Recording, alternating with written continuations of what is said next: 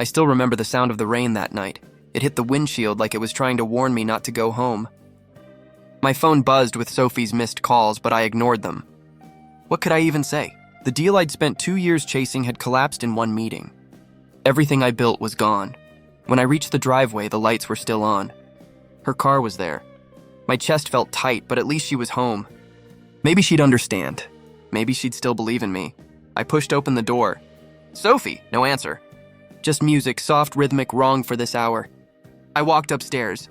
My shoes left wet prints on the wooden steps. Her voice came from behind the bedroom door. A laugh. Then another voice, male, familiar. My heart started pounding. I froze outside the door, hoping I'd misheard. But when I pushed it open, everything stopped. Sophie gasped, yanking the blanket around her. Liam turned half-naked, eyes wide. "My brother. My own brother, what the hell is this?" My voice cracked. Sophie stammered, "Ethan, this isn't what it looks like." I laughed. It came out broken. "Not what it looks like? You're in bed with my brother." "Tell me, Sophie, what else could it be?" Liam got off the bed, grabbing his shirt. "Calm down, man. We didn't plan this." "Didn't plan this?" I stepped closer. "You're sleeping with my wife in my house!" He raised his hands. "You've been gone for months, chasing deals, ignoring her. She needed someone." "Someone?" I repeated. "You mean you?" Sophie's eyes filled with tears. "You don't understand, Ethan. You were drowning in your work. You stopped seeing me. I tried to talk to you, but you pushed me away." "So that's your excuse? Betray me because I worked too hard for us?" "It wasn't just that," she shouted. "You lost everything, Ethan. You lost yourself. And I couldn't keep pretending." Liam stepped between us. "Don't blame her. You're the one who failed." I stared at him, every muscle trembling. "Failed?" "Yeah," he said, voice low. "You always thought you were better than me. Smarter, stronger. Look at you now, broke, desperate, pathetic." I clenched my fists, my vision blurring. "Get out of my house," he smirked. "Your house? It's hers too. And she doesn't want you here anymore." Sophie flinched. "Liam, don't." "No," I said quietly. "Let him finish." She looked at me, face pale. "Ethan, please don't make this harder. We didn't mean for it to happen, but maybe it's for the best." "For the best?" I repeated. "You're saying this," I gestured to the bed, "is for the best?" Tears rolled down her cheeks. "You've already lost everything, Ethan. Don't drag me down with you." Her words hit harder than any punch. I stared at her, waiting for her to take them back, but she didn't. She just looked away. I turned to Liam. "You always wanted what I had. My job, my car, my life. Now my wife too," he shrugged. "Guess I just got tired of living in your shadow." The silence after that was unbearable. The rain outside grew louder, echoing the chaos inside me. I could feel my world crumbling piece by piece. Marriage, family, pride, all gone in seconds. I stepped toward the door. "Sophie called after me." "Ethan, wait. Please, don't make this ugly." "Ugly?" I said, turning slowly. "You made it ugly the moment you brought him here." "I didn't mean for it to end like this," she whispered. "It didn't end tonight," I said. "It ended the day you chose him." I walked out down the stairs, every step heavier than the last. My hand shook as I grabbed the doorknob. Liam's voice followed me. "You'll thank me someday, Ethan. You'll realize we did you a favor." I laughed bitterly. "If betrayal's a favor, then you're the most generous man I know." Outside, the rain drenched me instantly. The air was cold, sharp, and merciless. I didn't know where to go, only that I couldn't stay. As I walked down the driveway, I heard the door close behind me. That sound, the final click, felt like a bullet. My car waited at the curb, but I couldn't drive. My hands wouldn't stop shaking. I leaned against the hood, staring at the house I'd built with my bare hands. The same house where my wife and brother now shared a bed. The thunder rolled, drowning my thoughts. I whispered, "You took everything, Liam. Everything." But even as I said it, a part of me knew the truth. They hadn't taken it. I'd handed it to them. Trust, loyalty, love, without ever imagining they'd use it to destroy me. I sat in the car, soaked and trembling, watching the lights flicker through the rain. I could almost see their shadows moving inside. The laughter, the whispers, something inside me broke. Not anger, not hate. Just a hollow silence. I started the engine, eyes burning. "You wanted me gone," I murmured. "Fine, I'm gone." As I drove away, I didn't look back. I didn't need to. The man who walked into that house earlier, he was dead, and the one who left? He had nothing left to lose. People talk when they smell blood. Mine was fresh and everyone could taste it. I walked into the cafe where my old friends usually met every Friday. The moment I stepped in, the laughter faded. 3 faces turned toward me: Jason, Kevin, and Daniel. Jason whistled low. "Well, look who decided to crawl out." Kevin looked down at his cup. Daniel just stared at me, unreadable. I forced a smile. "Don't stop on my account." Jason leaned back, smirking. "We were just talking about loyalty. Kinda ironic, huh?" My fists clenched. "You done?" He sipped his coffee slowly. "Almost. Tell me, Ethan, how's your brother? Or should I say your replacement?" "Watch your mouth," I said quietly. He chuckled. "Come on, man. It's just a joke. Everyone's talking about it anyway. Hard to miss the news. Your wife showing up to that charity gala with Liam. Quite the power couple." Kevin whispered, "Jason, enough." "No. Let him," I said.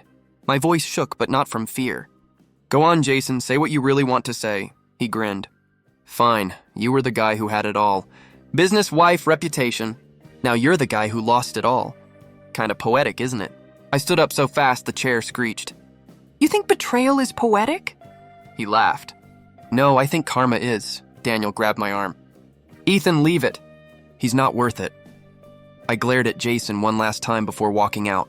The door slammed behind me, and for a second, I thought the whole world had turned against me. Outside, the air felt heavier than the rain last night. I walked aimlessly until I reached my mother's house. The porch light was still on. She opened the door before I could knock. "Ethan." Her voice was soft, almost afraid. I tried to smile. "Hey, Mom!" She hugged me tightly. I froze for a second before returning it. It felt like the only real thing left. Inside, she made tea and sat across from me. "You've lost weight," she said quietly. "I lost more than that," I muttered. "I heard..." "About Sophie. Of course you did.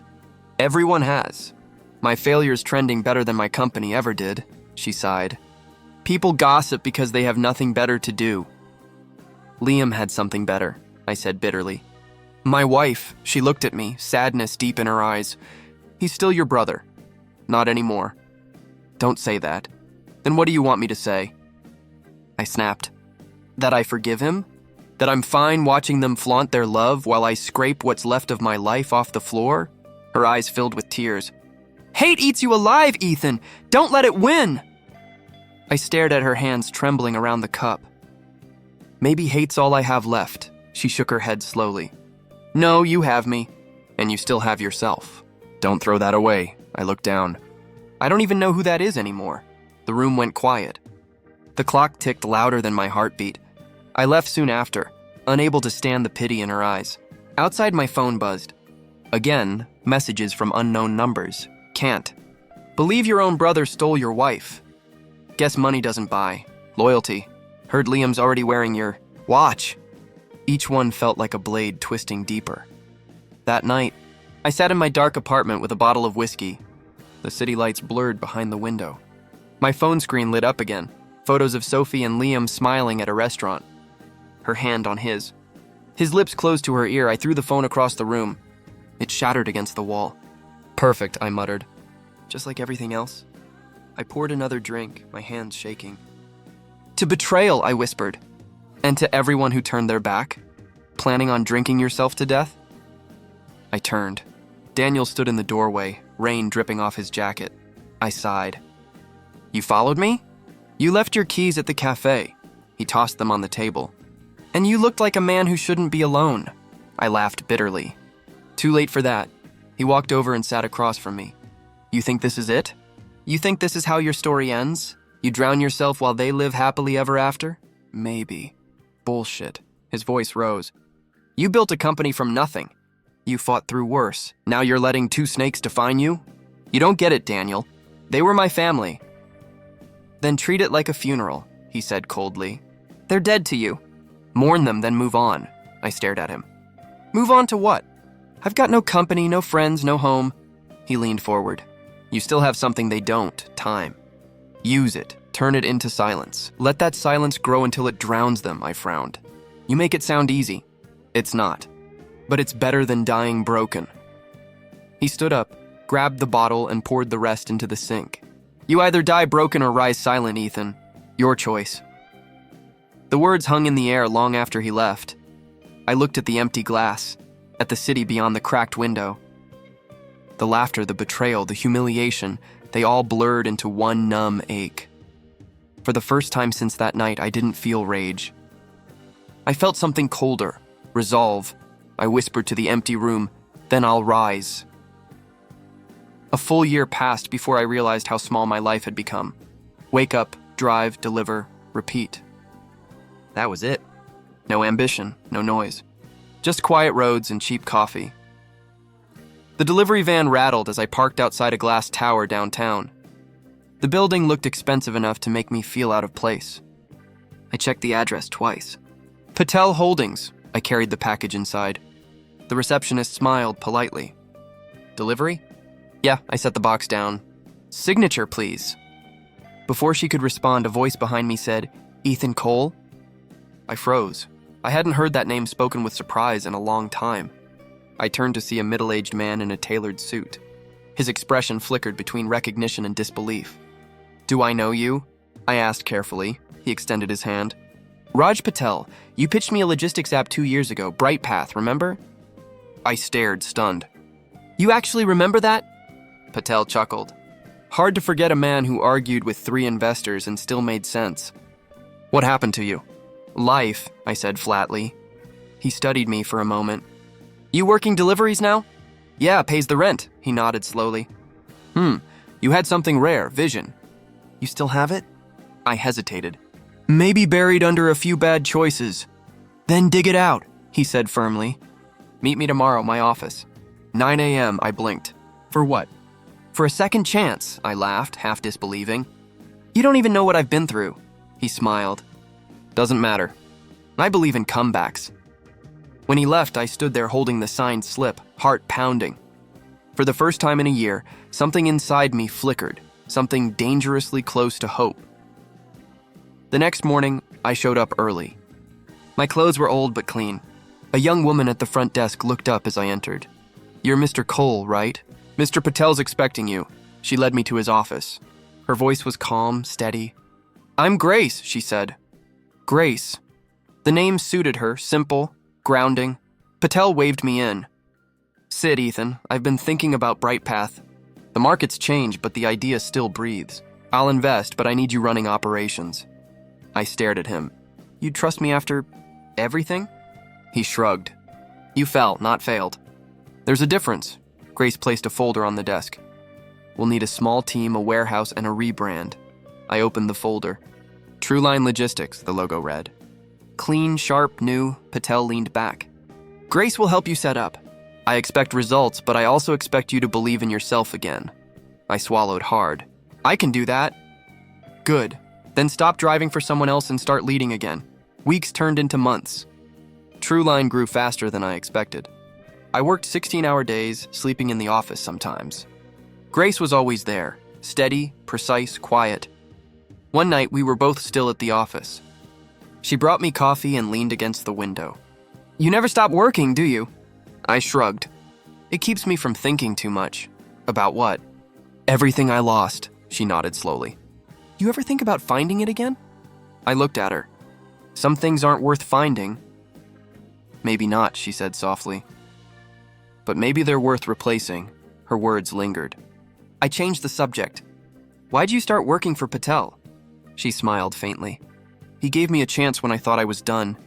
Guess he likes rebuilding broken people. Seems to be his specialty, I muttered.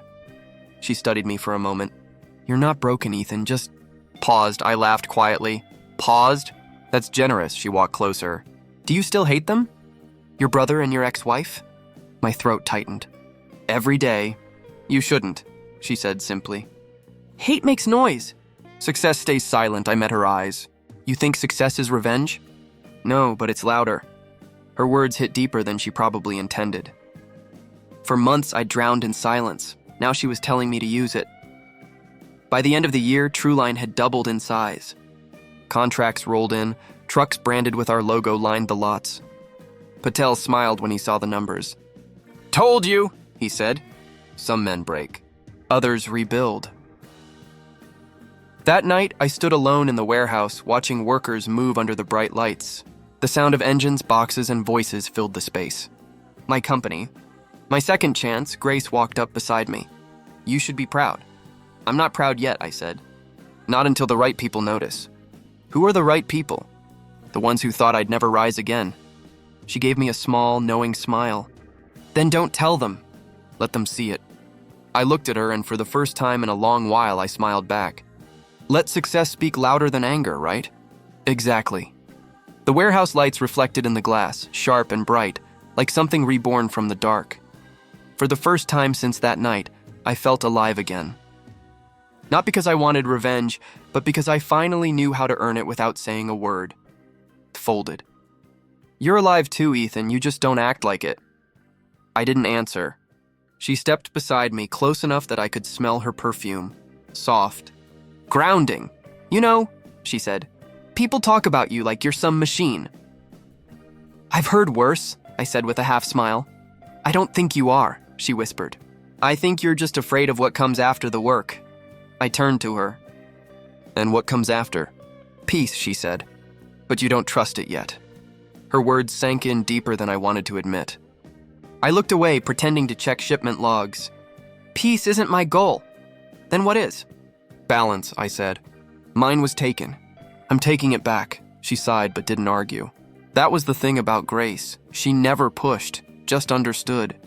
Trueline grew like wildfire. Within 2 years, we had fleets across major cities. My name appeared in trade magazines, the man who turned failure into fortune. I didn't care about the fame, but I liked the silence it gave me, the kind that made old whispers disappear. One morning, Grace rushed into my office. "You'll want to see this." She handed me her tablet. A news headline glared up. Liam Cole's venture, Helios Freight, files for bankruptcy. I stared at the screen, unreadable. "So it's over for him," Grace hesitated. "You knew about this?" "I did," I said quietly. "I bought out 2 of his suppliers last month." He never saw it coming. Her eyes widened. "You planned this?" "No," I said. "I just stopped moving out of his way." She studied me. "Does it feel good?" I thought about it for a moment. "It feels balanced." A week later, Patel called me into his office. "I heard about Liam," he said. "Was that you?" "I didn't touch him," I said. "The market did?" Patel smiled knowingly. "You're getting poetic now." "I don't need to hurt him," I said quietly. "I just need to rise where he fell." He leaned back, thoughtful. "That's the best kind of revenge, silent and undeniable." I nodded. "I'm done chasing ghosts. Now they can watch." Months passed, and Trueline became an empire. We bought out smaller firms, modernized fleets, and opened new divisions. Grace handled the chaos like a conductor, steady, graceful, precise. One late night, after everyone left, she joined me on the rooftop. The city glowed beneath us. "You ever stop to enjoy this?" she asked. "Enjoy what?" "Winning," I smirked. "Winning doesn't feel like I thought it would." "How does it feel?" "Quiet," I said. "Too quiet sometimes." She leaned against the railing. "Maybe because you built this from dust." "You didn't just win, you survived," I turned to her. "And what about you? Why stay with me through all this?" She shrugged. "Maybe I like broken things that fix themselves." I smiled faintly. "You make that sound poetic." "It's true," she said. "And maybe you're not broken anymore." "Maybe," I said. "But I'm still careful where I step," she smiled. "Then let me walk beside you." For a moment, I didn't know what to say. So I just nodded. Weeks later, Patel announced his semi-retirement. "Time for younger blood to lead," he told me. I asked, "You sure?" He grinned. "You don't need my name anymore." "You built your own," I shook his hand. "Couldn't have done it without you." "True," he said. "But now you owe someone else that same chance." After he left, I looked at Grace. "Maybe we start mentoring new startups." She smiled. "Turning pain into progress?" "Turning silence into strength," I corrected. She laughed softly. "You've changed, Ethan." "Not changed," I said. "Evolved." By year's end, I stood on the stage at an industry event, lights glaring, cameras flashing. I gave no speech, just nodded as they handed me the award for Innovator of the Year. In the crowd, I spotted them, Liam and Sophie. He looked worn, she looked restless. Our eyes met for half a second. I didn't flinch, Grace whispered beside me. "You okay?" I smiled faintly. Perfect. Because in that moment, I realized I didn't need to destroy them. I already had everything they'd wanted: power, peace, and silence. And in that silence, I finally felt free. Grace stormed into my office one morning, tablet clutched to her chest. Her tone told me she wasn't bringing good news. "You're not going to believe who just applied," she said. I didn't look up from the contract I was reviewing. "Try me," she hesitated. "Liam Cole." My pen stopped mid-signature. "Repeat that," she nodded. "Liam, your brother, or ex-brother, I suppose. He applied for one of the driver positions in the new division." I leaned back, letting the silence hang. For a moment, I just listened to the faint hum of the air conditioner, the distant chatter outside the glass walls. Grace watched me carefully. "You're not actually considering it, are you?" I finally met her eyes. "Hire him." "What?" "Hire him," I repeated. "No special treatment. No one tells him who owns the company." She blinked. "Ethan, this isn't mercy. This is reality," I said flatly. "Let him live in it for once." Grace exhaled slowly. "You really think you can handle seeing him every day?" I smirked. "He won't see me. Not until I want him to." 2 weeks later, Grace knocked on my door. "He started today," she said. I didn't ask how it went. I didn't need to. Somewhere on the lot below, Liam was wearing a True-Line uniform, loading boxes into trucks he never dreamed he'd touch. Grace walked closer. "He doesn't know, Ethan. He called you the ghost who vanished." I let out a quiet laugh. "A ghost who built an empire. You're sure this isn't revenge?" she asked softly. "Revenge would be me taking his job away," I said. "This is balance." She studied me for a long moment. "You really are colder than you used to be." "I learned it from fire," I replied. That afternoon, I took the elevator down to the warehouse floor. I stayed out of sight, watching from behind the tinted observation glass. Liam was there, thinner, older, eyes sunken from sleepless nights. His posture carried defeat. He loaded boxes while another driver joked beside him. "First day's always hell," the guy said. Liam forced a laugh. "Trust me, my life's been worse." I almost pitied him. Almost.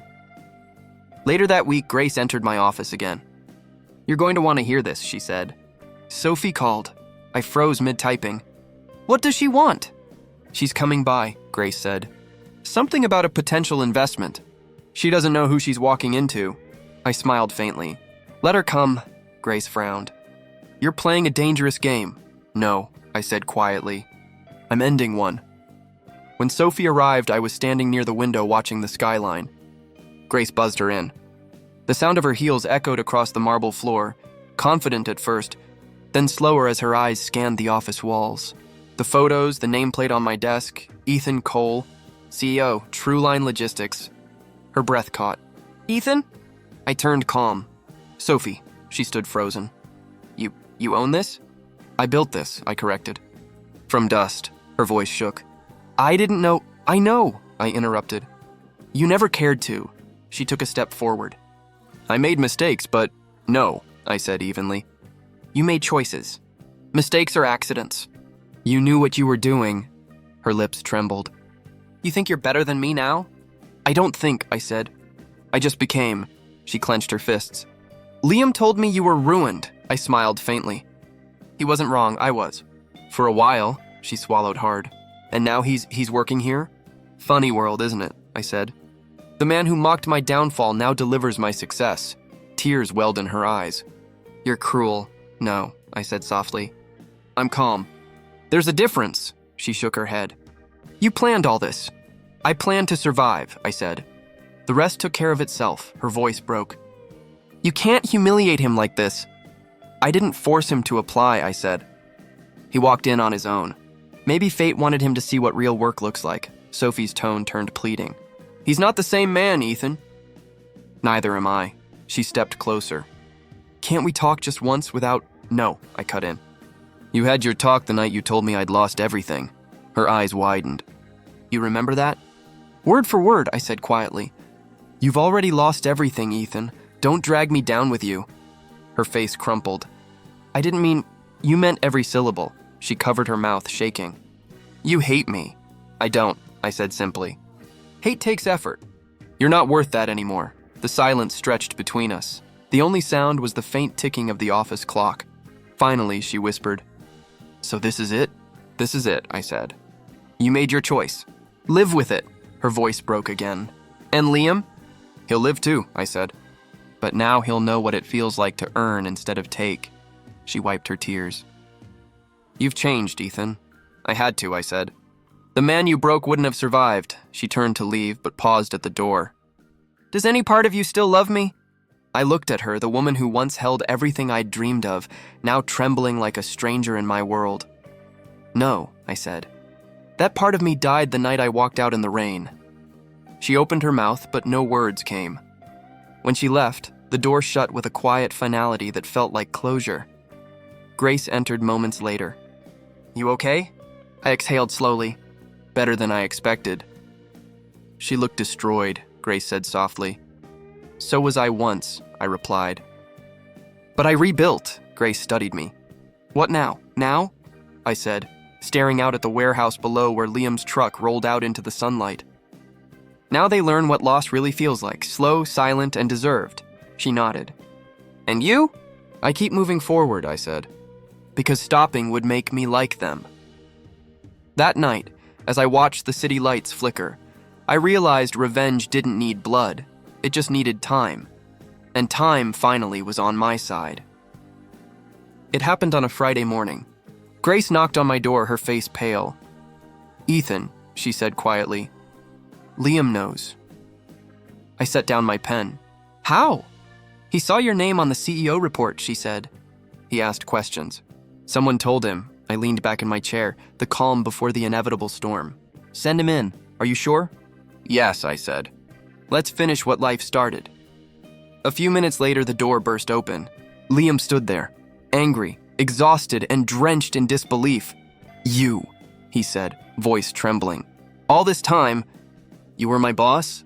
I didn't move. Now you know, his eyes widened. You let me work for you? You sat up here laughing while I didn't laugh, I interrupted. I worked.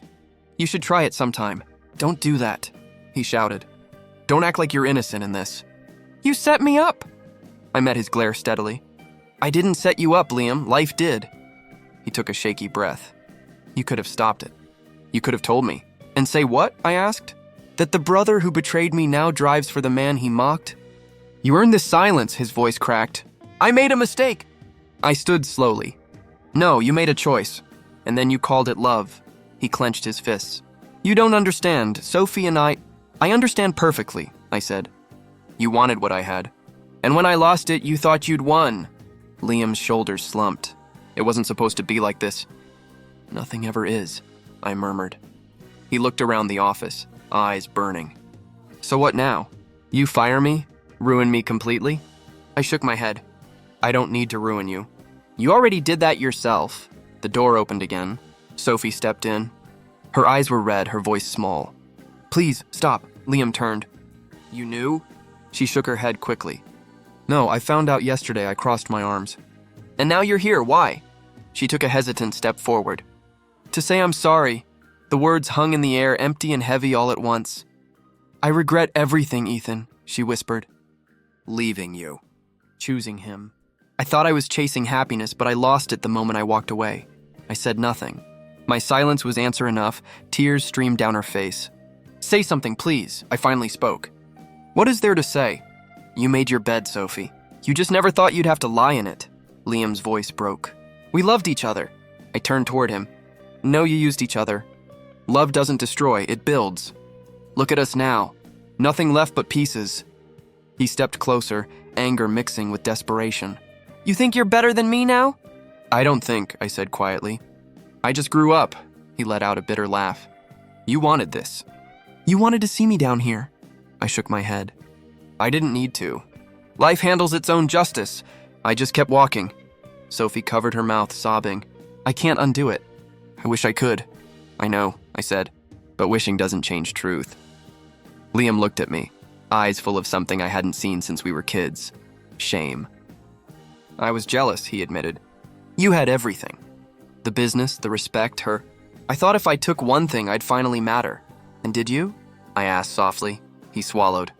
No, I lost everything that ever mattered. For a long moment, no one spoke. The air felt heavier than any silence I'd known. Finally, Sophie whispered, Do you hate us? I looked at her, then at him. No, I don't have to. Hate kept me chained to the past. I'm done carrying it. Liam stared at the floor. So that's it? You forgive us and walk away? I forgive you, I said. But you'll never get back what you threw away. Sophie sobbed quietly. You're cruel. No, I said. I'm free. Liam wiped his eyes, voice cracking. You won without fighting. I nodded once. That's the best kind of victory. He took a step back, defeated. What do I do now? Start over, I said simply. It's the only thing that ever worked for me. He looked at me, almost like a brother again. I don't deserve that chance. Neither did I replied. But I took it anyway. Sophie turned toward the door, whispering, Goodbye, Ethan. Goodbye, Sophie, I said. I hope you find peace, even if it's not with me. They left together, quiet, broken, smaller than I remembered. I stood alone in the office, the echo of their footsteps fading down the hall. Grace entered a few moments later. You okay? She asked softly. I nodded. Better than I've ever been. She gave me a small smile. They looked empty. Sometimes emptiness is the only way to start over, I said. She tilted her head. Do you really forgive them? Yes, I said. Because forgiveness doesn't free them, it frees me. I turned to the window. The city lights glowed against the glass, bright and distant. I don't need revenge anymore, I whispered. I already won. I never. The cemetery was quiet except for the wind brushing through the trees. I walked slowly toward my mother's grave, clutching the small bouquet of lilies I had bought earlier. White, simple, her favorite. I knelt down, setting the flowers in front of the headstone. Hey, Mom, I whispered. It's been a while. The memories hit me in waves. Her voice, her hands, her laughter, it all felt distant, but somehow close enough to ache. I sighed. I thought I'd never feel peace again. But I do, Mom. Not because I forgave them, because I forgave myself. A gentle voice spoke behind me. Mind if I join you? I turned. Grace stood there, soft in the fading light, holding my hand. Her touch was steady, warm, and grounding. Of course, I said, squeezing her fingers. We stood together in silence for a few moments. The wind rustled the leaves like a whisper, carrying away the heaviness I had carried for so long. Thought I'd get here, I admitted quietly. After everything. The betrayal, the humiliation, the nights I couldn't sleep. I thought I'd always be angry. Grace nodded. You were angry! But anger is heavy. It doesn't let you breathe. I looked at her, a small smile breaking through. You know, I don't hate them anymore. Her eyebrows lifted. You don't? No, I said. Liam, Sophie. I feel nothing for them. That's real freedom. She squeezed my hand gently. Then you've grown beyond them. I nodded, letting the words settle. I spent years thinking revenge would make me whole. It didn't. Rising silently, rebuilding, proving myself, that did. And now I'm free to decide what matters. She smiled, watching me carefully. And what matters now? I looked back at my mother's grave. Peace, growth, the people who stayed loyal. And a life I can actually live without looking over my shoulder. Grace's fingers intertwined with mine more tightly. You've earned it, Ethan, I laughed softly. Not earned, realized. You can't force revenge to feel right, but you can let it fade and live instead. We stood in silence, the world around us muted and still. I'm going to give Liam one last chance, I admitted. He's still working here, still earning. Not because he deserves it, but because I'm done dragging the past around. Grace tilted her head. So this is mercy. Not mercy, I said. Opportunity. A chance to rebuild if he wants it. I won't humiliate him further. That's not strength. That's just hate disguised as justice. She nodded slowly, understanding. And Sophie? I shook my head. She already made her choices. Let her live with them. I don't need closure from her. I've found it in myself.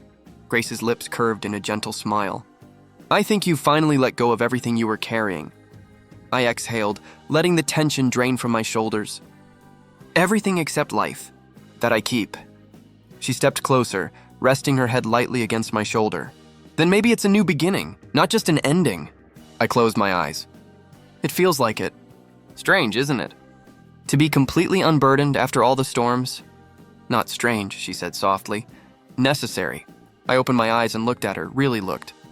Grace had been there through everything. The quiet support, the reminders to focus on growth, the gentle encouragement when I couldn't see past my anger. You know, I said, squeezing her hand, I used to think peace would never come. I thought hate was all I had left. But now, she waited. Now nothing feels heavier than freedom, I said. Grace smiled, letting the moment stretch. Then let's make sure you keep it. I nodded, glancing one last time at my mother's headstone. Thanks, Mom, for everything. For teaching me resilience. For letting me grow even when I was angry. For showing me that life keeps moving whether we forgive or not. I finally understand. I turned toward Grace, letting her presence guide me forward. And I understand that some endings are just beginnings in disguise. She squeezed my hand one final time. Then let's start yours. I inhaled deeply, feeling the crisp air fill my lungs. The wind carried away the weight I'd held for years, and I felt lighter than I had in decades. You ready? She asked. More than ever, I said. Let's go build a life worth living. We walked away from the grave together. The shadows of the past behind us, the road ahead open and full of light, and for the first time in a long time, I smiled, not bitter, not cautious, just alive. I didn't need revenge. I didn't need closure. I had peace. And that was enough. I walked through the Trueline lot early that morning, the sun just breaking the horizon. Trucks gleamed in the faint light, engines humming softly as drivers prepared for the day. I always liked this quiet hour, the world half asleep, half alive, a reminder that everything moves forward whether we are ready or not. Grace joined me, sliding her hand into mine. Morning, boss, she teased gently, though her eyes held warmth. Morning, I said, squeezing her hand back. Quiet today, she nodded. Even Liam's here already. I didn't need to look to know. I could feel his presence. He was moving with quiet diligence, organizing parcels, checking manifests, focused on the work in front of him. Nothing flashy, no attention drawn to himself. Humble, steady, careful. He had become what he never wanted to be, yet what he needed to be. I paused at the edge of the lot. Funny, I said softly, how life works out. Grace tilted her head. Funny? I smiled faintly. Irony, maybe. Poetry. You remember the night it all fell apart? Sophie and him in my bed? I thought the world ended. And it did, she said softly. For a while, but not forever, I added. I ended up here. And he ended up there. Doing the work he once mocked, she squeezed my hand. Do you feel anything? Triumph? I shook my head. No, I feel closure. Nothing else. That's different. Grace looked at me curious. Different how? Winning by watching them lose is empty, I said quietly. I didn't rise because they fell. I rose because I survived. That's the only victory that matters. We walked slowly past the rows of trucks, engines purring like a heartbeat. Liam noticed me finally. He paused, straightened, and gave a subtle nod of respect. No words, no hesitation. Just acknowledgement, I returned the nod. Morning, I said simply. Morning, sir, he replied, voice low. Professional, controlled. I moved on, letting the moment linger without need for more. That was the difference between revenge and reality. Liam didn't need punishment. He didn't need humiliation anymore. Life had already taught him lessons I didn't need to deliver. Grace leaned closer. Does it bother you, seeing him there? I shook my head. Not at all. I used to think it would. I used to think I wanted to see them squirm. But this is better. Quiet. Satisfying in a way hate never is. She smiled softly. You've changed, Ethan. I had to, I said. Or I'd still be that broken man drinking alone, plotting revenge that never felt good enough. We passed the front office, where a few employees greeted me with nods, smiles, subtle respect earned over years of work and fair leadership. I didn't need recognition. I never had. But it was nice to know it existed. I glanced again toward Liam, now climbing into a delivery truck. He caught my eye and gave another small nod before starting the engine. I walked on without a word. Let him work. Let him live with the choices he made. Let him carry the weight of what he threw away. Grace's hand stayed in mine as we reached the edge of the lot. "And Sophie?" she asked. "She's gone," I said quietly. "Left the city. Gone wherever people like her disappear to. Chasing money, maybe chasing shadows of happiness she'll never keep." She nodded thoughtfully. "Does it hurt?" "Not anymore," I said. "Hurt was for me when I cared about her. Now, I only remember. That's enough." We paused at the lot gate, sunlight spilling over the horizon, painting everything gold. The warmth felt like forgiveness, even if I hadn't needed to forgive anyone else. I watched as the first trucks drove off, including Liam's. There was a rhythm to it, the routine, the steady hum of honest work. I realized then that this was better than any revenge I could have plotted. Watching him work, watching him respect what I built, watching the past fade quietly into the distance. That was the justice I wanted. Grace leaned against me. "You're smiling." "I am," I said softly. "Because I feel complete, not triumphant, not vengeful, just alive," she smiled back, eyes bright with understanding. "That's freedom, isn't it?" I nodded. Real freedom. Not having to fight shadows. Not having to carry anger. Just living finally on my own terms. We started walking toward the edge of the property, the city sprawling before us. The wind carried the faint scent of asphalt and diesel, ordinary smells that felt extraordinary in their simplicity,